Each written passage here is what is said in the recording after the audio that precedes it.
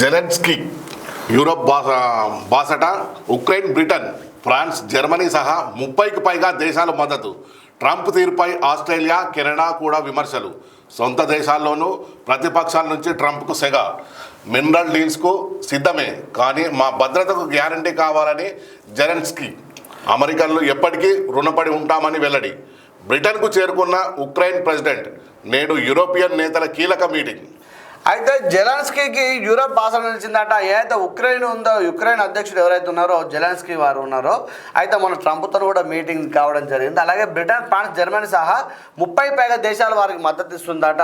అయితే ట్రంప్ తీరుపై Australia, Canada కూడా విమర్శలట. ఆస్ట్రేలియాతోని మొన్న ఏంటంటే ట్రంప్తో ఫోటో ఉంది, ఇద్దరు కలిసి కొంచెం వాగ్వాదం చేసుకోవడం జరిగింది. నిన్న కూడా సేమ్ ఫోటో వచ్చింది. వాగ్వాదం కొంచెం చేసుకోవడం జరిగింది వాళ్ళతో మీటింగ్ ఉన్నప్పుడు. అయితే దాని విషయం లోపల ఆస్ట్రేలియా, కెనడా కూడా విమర్శలు చేస్తూ ఉందట. సొంత దేశంలోనూ ప్రతిపక్షాల నుంచి ట్రంప్కు సెగ వచ్చిందట. మినరల్స్ డీల్కు సిద్ధమే, కానీ మా భద్రతకు గ్యారంటీ కావాలి. అయితే ఏదైతే ట్రంప్ గారు మాట్లాడినారో, మీ దగ్గర నుంచి మాకు ఖనిజాలు మొత్తం కూడా మాకు అభివృద్ధి మొత్తం మాకు కావాలన్నప్పుడు మా భద్రతకు మీరు గ్యారంటీ ఇవ్వండి అని చెప్పి వారు అడిగిళ్ళు. అడిగితే ఇద్దరి మధ్యలో కొంచెం మాటలు యుద్ధం జరిగింది. దాని మీద ట్రంప్కు వారి సొంత దేశం నుంచి కూడా ఎట్లా ఉంటుందంటే, మన పనిచేస్తే ప్రతిపక్షాలు మన ఇంటి పక్కన ఉన్నట్టుగా గొడవ పెట్టినట్టుగా అమెరికాలో కూడా ఇదే పరిస్థితి ఉంటుంది. తెలంగాణలో కదా, అమెరికాలో కూడా ఇదే పరిస్థితి ఉంటుంది. ఎక్కడైనా రాజకీయం కాబట్టి ట్రంప్కు వారి దగ్గర నుంచి కూడా సెగ తగులుతూ ఉందట. అలాగే అమెరికాలో ఎప్పటికీ రుణపడి ఉంటామని అయితే ఇక్కడ ఒక మాట మాట్లాడినాడు ఉక్రెయిన్ అధ్యక్షుడు.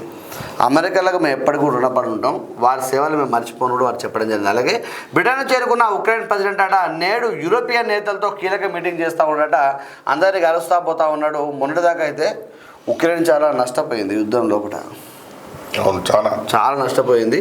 ఇప్పుడు అందరు కలుస్తూ ఉన్నాడు అక్కడ ఉన్న. కానీ ప్రజలు మాత్రం, మీరు ఏమన్నా మాట్లాడుకోండి శ్రీకాంత్ గారు, ప్రజలు మాత్రం చాలా అద్భుతంగా సపోర్ట్ చేసినారు.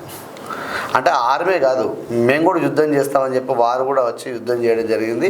అక్కడ యుద్ధం చేసే ఆర్మీ వాళ్ళు ఎవరైతే ఉంటారో సైనికులకు, వారు కూడా దగ్గరుండి ఆహారం అందించడం, వాళ్ళు ప్రతి ఒక్కటి తోడ్పాటు అందించారు. కాబట్టి ఇలా ఇంకా ఉక్రెయిన్ నిలబడి ఉన్నది. అంటే వాళ్ళు ఎంత అణచివేతకు గురైనలో అనేది మనం ఆలోచించవచ్చు.